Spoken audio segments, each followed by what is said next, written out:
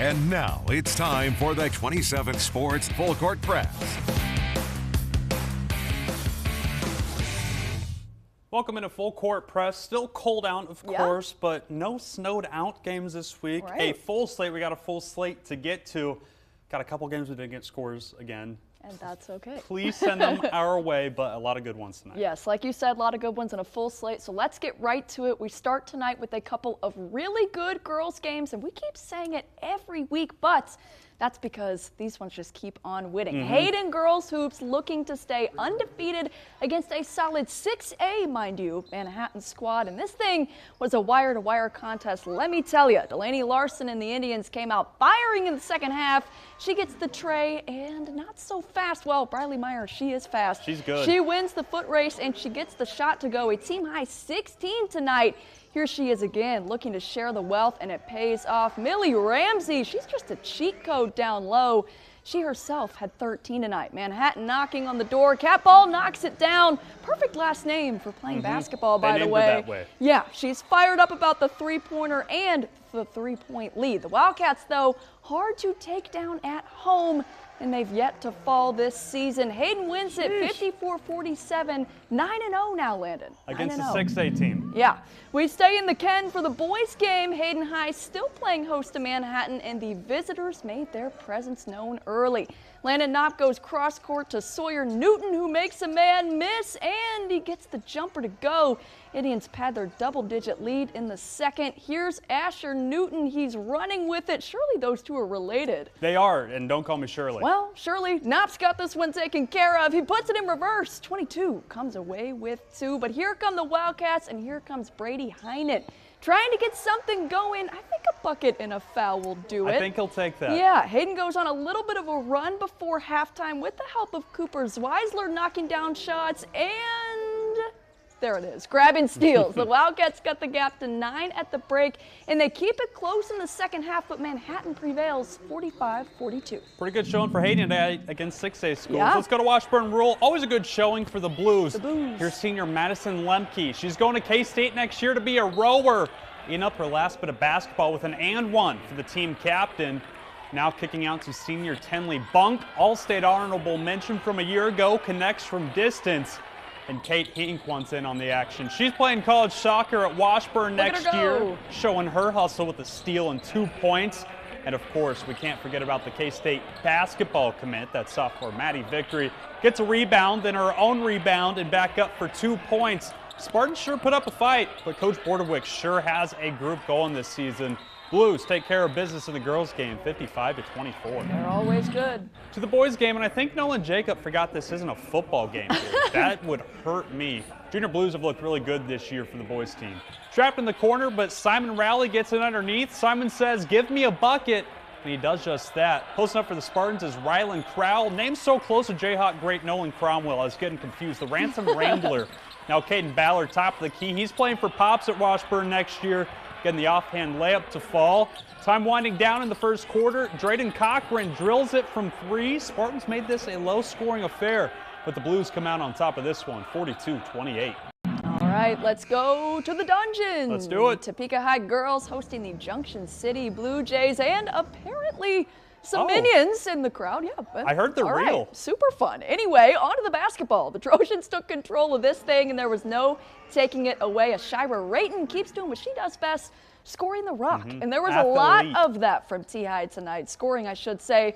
Jayla Matthews to Haley Carroll. Carroll kicks it back out. Matthews finishes the job. Count 3 more for the Trojans. The Blue Jays now, they're trying to get some points on the board late in the fourth from Marin's Harley, but it's just not enough.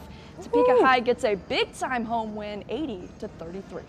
What a win. Yeah, well, stay tuned. We've got another one in the dungeon. I'm locked in. Topeka High now hosting the undefeated Junction City boys squad. The Trojan, look at him go. He's fired up. Except it's the Blue Jays who start this one off with the energy. Float game. Larkin Turner gets the first bucket of the game to fall, no problem. He's been awesome this year. You saw the 2. How about the 3? Jackson Austin connects from the corner, and the Blue Jays bench goes wild.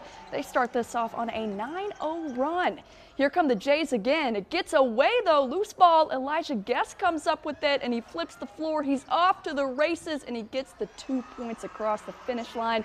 This Junction City team though, Landon, a good one and a hard one to keep up with it. The Jays come away with a 69-46 win and now they're 7-0. They got a real shot at state this year, Carol. Oh, yeah. Let's go to Royal Valley, hosting St. Mary's, where I got to feel old. Starting for the Panthers, a Klotz, Miller, and Wawasik. 3 starters from the boys team 3 years ago. You see Knox Wawasik and KJ Miller in the crowd from that 2022 team. Woo. To the action, Bears Jr. Brianna Fiji, that's her name, squaring up like a square bottle. That's why I wrote it that way. For the Panthers, there's Kiwi Miller, just a freshman, assuming KJ's little sister. She got after it tonight. St. Mary's Maisie Kent driving. She's amazing. Maze. 2 more for the Blue. Panthers, there's Stidham again. It's Stidham for the first time. I didn't say it the first time. I'm struggling in this highlight read. Hey, we're all right. St. Mary's looking to press, leaving the outlet pass to Miller, catching a stride. Just a freshman. She's playing well, and I can imagine we'll be calling her name for a while, but the Bears sure buckled down after I left Hoyt tonight. 42-17 run to end the game. St. Mary's wins it on the road, 51-37. Bears. How about a trip to Boomtown? The Red Raiders playing host to the Marysville Bulldogs tonight. Wamego trailed at the break in this one, but Lexi Hecht and Isabella Wilbur try to turn that around. Wilbur, she gets the 2-point bucket to go, but she's not satisfied just yet. Driving through the lane and all the way to the basket. Give Wilbur 2 more, why don't you? You saw the inside moves. Let's check how things are going on the outside. Hecht with a hand in her face. Count the 3 for number 3. The Dogs may be down, but they're never out of it. Casey Roche looks inside to Grayson Ketter, who finishes the job. Marysville cuts the gap to 10 in the 4th, but Wamego goes back to over-reliable. That would be Wilbur. She gets the bucket, the foul, and the Lady Raiders get the win, 45-30. Lexi Hecht is a bucket. I'm a fan of her game. Oh, yeah. More Boomtown, more Red Raiders. Wamego boys now hosting Marysville, and Wamego gets going from the jump quite literally. Slade Smith comes up with it, and he can't get it to go, but don't worry. Caden Newell provides some insurance. Raiders again, Newell again, getting the bucket to go just a little easier this time. Make way for the Bulldogs, though, and make way for Ty Mosier. Hook shot using the glass to his advantage there. Okay. Everyone out there loves that. Yeah, Dogs again. Will Otot this time. He gets crafty with it, and he gets the bucket and an A for the second effort. Quarterback for the Bulldogs. But if you need to score in the paint, just give it to Newell. That seems to be the way to go. Add 2 more to the scorecard for number 34 and make that a Wamego win. 5-point win, it looks like. To Perry Lecompton hosting Rossville. Man, did the barbecue smell good in that place. Did not want to get a stain on my tie, so I did not partake. Boo. Little man had to get off the court during the game. It was raining 3s in this gym. Here's Maggie Sanders for the Dogs, a junior. Bunching on seniors on this team. Looking good for next year. Now it's sophomore Nora Burdiak. Hand down, man down, she says. 5'11", heading from distance, and she can run the floor too. Taking it in transition. Finishing the layup. Perry Lecompton girls sure fought in this game, though. Dogs led by quite a bit, but Cause made it to single digits late. This young girl's father said, "Don't hurt her, she's got a wrestle tomorrow." Rossville comes out on top, though, 53-44. To the boys' game, a couple of evenly matched squads looking to pick up a quality win tonight. Now off the opening possession, Cameron Miller inside to Brock Bush. Nothing says Friday night like a Miller and Bush going at it. Cause brought a lot of energy tonight. Here's Marius Carlson from the corner, taking it like Anders and Daniel. Now firing down low to Ronnie Baker, playing bully ball back and down for 2 strong points in the paint. Little alliteration action. Dogs got shooters too. There's Tayson Horak carrying the family legacy with a deep 3. QB1. I'll tell you what coaches love, though. Defensive effort. Aiden Graves forces the turnover, and he's fired up as he should. And it translates. Cause showed up big in this one. It was 20-7. I guess we do have a final score in there. Perry Lecompton wins this one 59-50. Thanks to our guys in the back for getting that one in. And our final game tonight, I do love a band. We got Casey Turner at Topeka West. Here's Malachi Duncan taking himself inside for a couple points. Now Jalen Foy, he gets it off the backboard to go. And Foy's going to pass ahead to Javion Chambers. It was a 20-point game in the 3rd.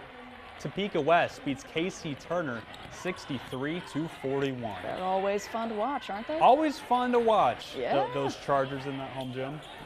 Yeah. And I tell you what, good basketball tonight, but we have some good basketball tomorrow, Caroline. We do.